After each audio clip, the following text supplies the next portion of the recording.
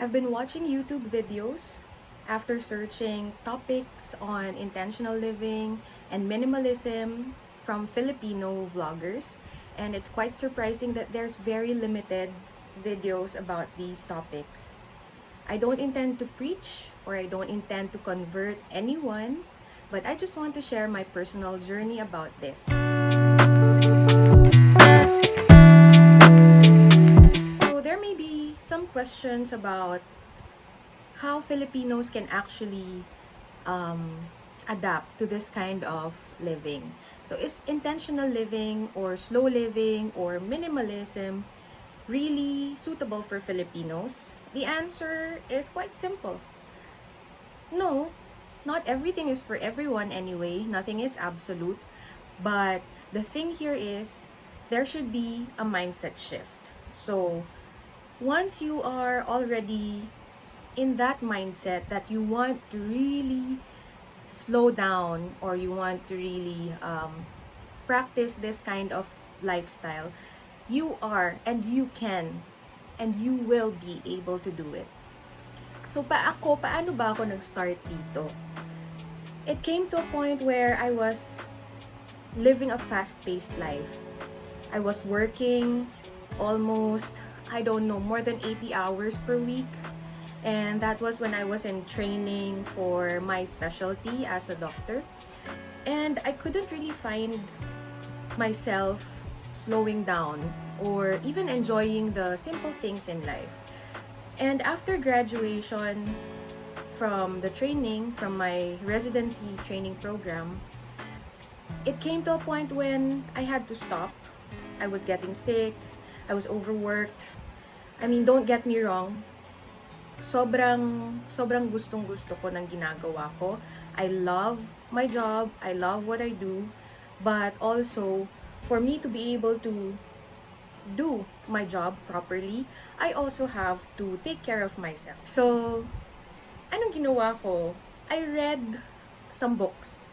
I went into vlogs of other people and read some blogs of other people as well. From normal people to experienced people to professionals. So including psychiatrists, psychologists, and the like. The most striking thing that I've read is actually a Japanese book. It's a Japanese concept that was written by a Spanish person. And it was recommended to me by my mentor that time. So it's called Ikigai. I will write down the title and the author of the book down below.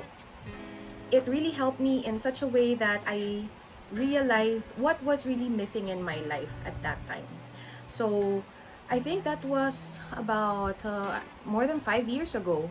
So it really didn't come abruptly, but it's a very slow process for me. And Ikigai literally translates to ano nga ba yun? Ikigai literally translates to your reason for being. So, it's very interesting and it changed my perspective about life. In relation to how I started this kind of lifestyle that I personally call my Hatha lifestyle, the main driving force for me was the transformation in the mindset. So, first is I really had to dig deep inside of me. I had to know myself better. I had to learn what my real priorities are in life, what I wanted to do, what career I wanted to pursue. Did I want a family? Did I want to stay here in the Philippines or did I want to go abroad? A lot of things that I had to discover. So it's a process, it's a journey of self-discovery. Once you get to know yourself really well and you get to accept your flaws and of course your strengths, then that's the time that you build that mindset and you have your principles which serve as your guiding force in living the life that you really want. So what is my basis or what are my basis for living a Hatha life? So I coined my own personal term, Hatha Zen living or Hatha living. because I think it encompasses a lot of principles that I've been reading about. So, starting from minimalism or from intentional living. So, intentional living actually is like a big umbrella term. So, intentional living may be referred to as the Ikigai for the Japanese. It can also be wabi-sabi. It's also a Japanese concept, I think. Lagom for the Swedish, and the Huga or Huga for the Danes or the Danish, and a lot more. So, like the Zen is also Japanese, and Hatha is from Ayurvedic or mga Indian. So, maybe some of you already know that I've been practicing yoga since I was during internship. I started during internship. So that was way back 2014, I think. So, yeah, I started slowly also into yoga because I have bad back problems like scoliosis, and it really helped me meditate and made me stronger physically as well, and even my immune system. So there's a lot of benefits from yoga. Anyway, those things that I've read and those things that I've mentioned actually have the same principles that they discuss. And you know what, even if you're religious and you want to have a religious basis about slow or intentional living, check your Bible. They always tell us to live simply, to not be extravagant, or to live according to your means, without compromising or stepping on other people. So now my other point is that, is it applicable to Filipinos, especially Filipinos living here in the Philippines? Or kunwari dito sa Manila or even in the provinces. I don't get why, no, at first I was confused why this was even a question, because the Philippines, being a third world country, actually needs a lot more people who live intentionally. I'm saying this, again, this is just my opinion.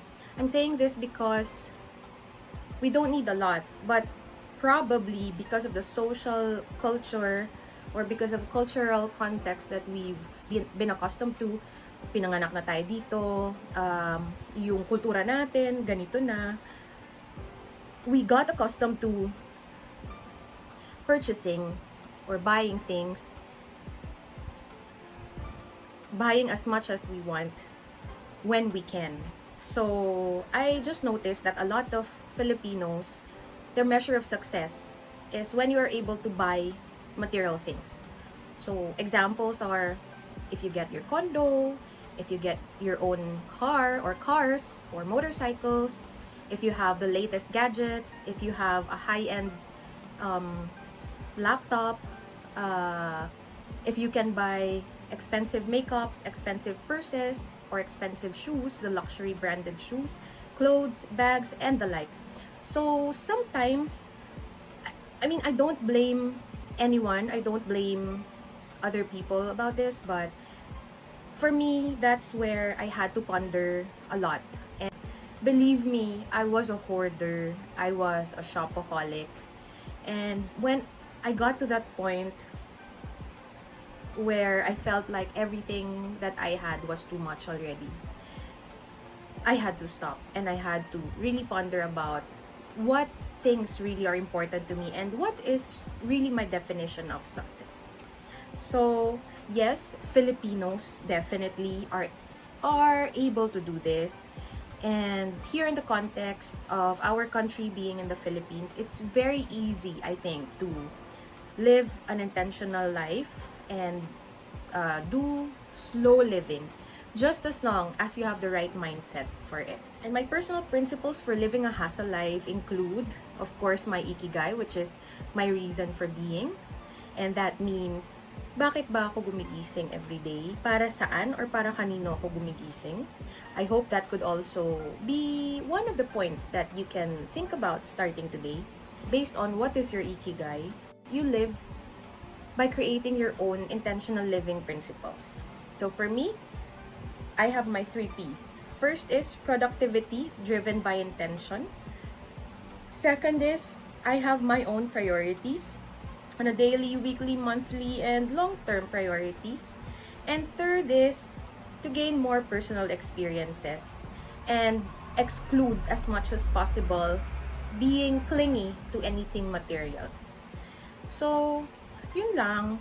Gusto ko lang i-share yun today. It's just been on my mind recently because I've been thinking about, because I actually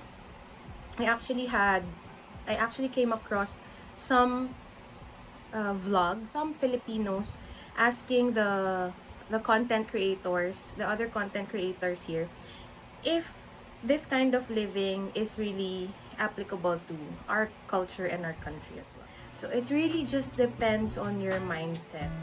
If you're interested in these topics and more about life in general, coming from a Filipina, then I hope that you can subscribe and follow my journey.